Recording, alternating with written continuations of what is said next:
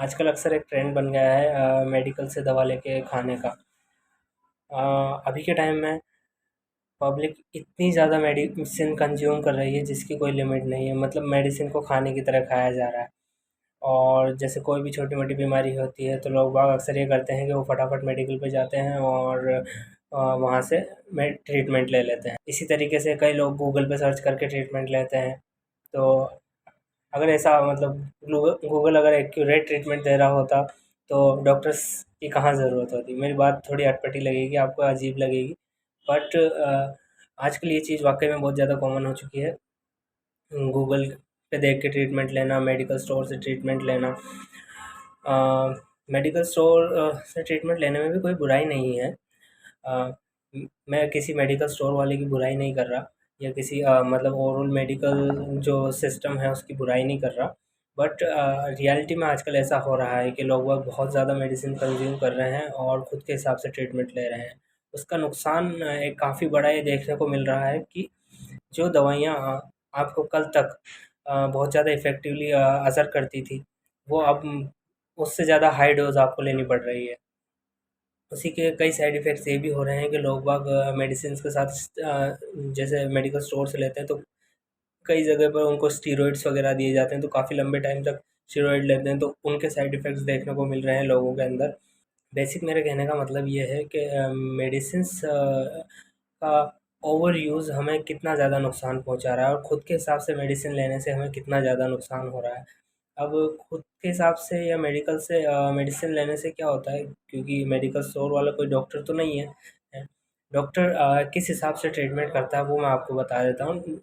अभी जैसे आप गूगल पे सर्च करेंगे कि भाई मेरे को बुखार की दवा चाहिए, या फिर आप गूगल पे सर्च करें what is the medicine for this fungal infection, what is the medicine for this disease, मतलब इस बीमारी के लिए क्या दवा, तो वो गूगल आपको निकाल के दे देगा। बट एक्चुअली में क्या होता है कि जो ह्यूमन बॉडी है उसके अंदर एक साथ कई डिजीज़ होती है। जैसे आपको एक एग्जांपल देता हूँ। कई बार क्या होता है, डायरिया हो जाता है। अब डायरिया के साथ वॉमिटिंग भी होती है, कमज़ोरी भी आ जाती है बदन में, और उसके साथ कई बार चक्कर भी आते हैं। तो अब ये देखिए 4-5 तरह की बीमारियाँ हो गई ना। अब आप गूगल पे डालोगे डायरिया के लिए ट्रीटमेंट, तो डायरिया के लिए ट्रीटमेंट वो सिर्फ़ आपको जो डायरिया का स्पेसिफ़िक जो ट्रीटमेंट होता है वो बता देगा। बट उसके साथ आपको चक्कर भी आ रहे हैं, उसके साथ उल्टी भी आ रही है, उसके साथ आपको घबराहट भी हो रही है, कमज़ोरी भी हो रही है, उसका भी तो ट्रीटमेंट देना ज़रूरी है। इसी तरीके से मेडिकल स्टोर पे भी होता है।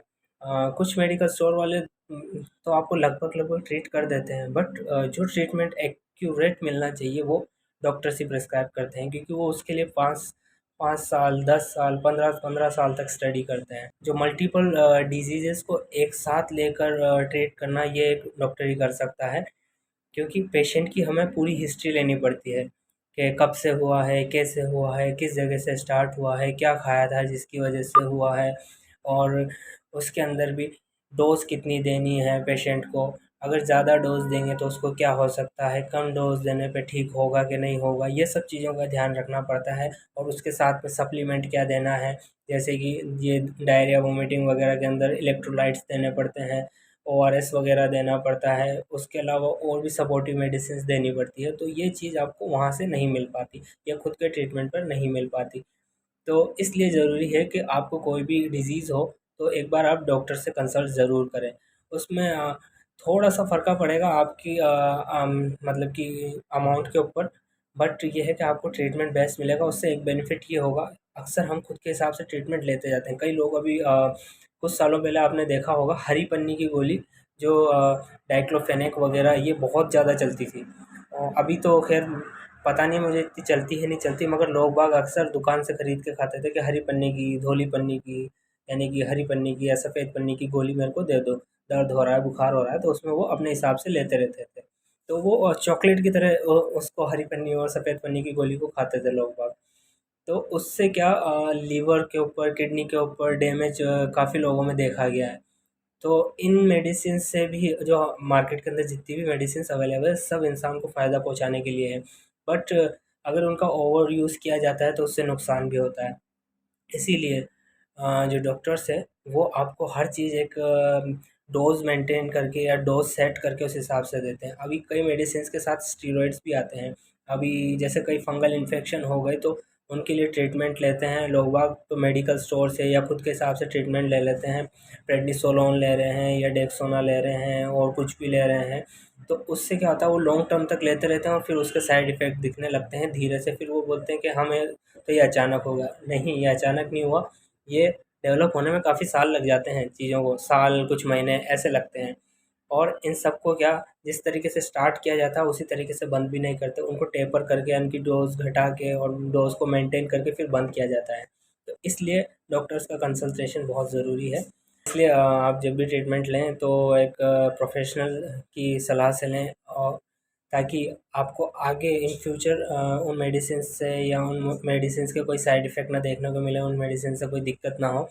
तो ये चीज़ बहुत ज़्यादा इम्पोर्टेंट है और बहुत गौर करने वाली है, क्योंकि आजकल बच्चों में भी देखने को मिल रहा है कि जो एंटीबायोटिक्स पहले असर करती थी वो अब नहीं असर करती, ये तो सभी लोग जानते हैं।